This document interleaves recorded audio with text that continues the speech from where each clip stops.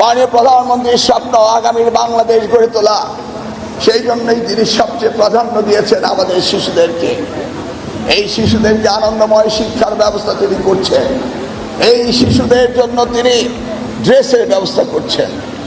আমার মনে রয়েছে একদিন আমরা ক্যাবিনেট মিটিংয়ে বসে আছি, তিনি বলছিলেন, আমি যখন ইংল্যান্ডে ছিলাম দেখতাম আমার বাসার সামনে দিয়ে ওই ইংল্যান্ডের ছোট শিশুরা কি সুন্দর জুতো মৌজা, কি সুন্দর ড্রেস পরে তাদের ব্যাগ নিয়ে তারা স্কুলে যায়।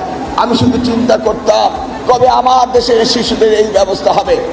ইনশাআল্লাহ ব্যবস্থা হয়েছে।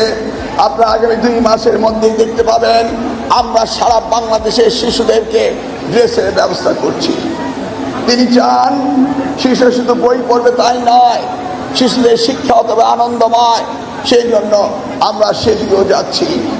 আমরা শিশুদেরকে ক্রীড়ামোদী করার জন্য প্রত্যেকটি শিশুকে তাদের এই কম্পালসারি এই খেলাধুলাকে আমরা এই কারিকুলামের সাথে সিলেবাসের সাথে আমরা অ্যাটাচ করে নিচ্ছি।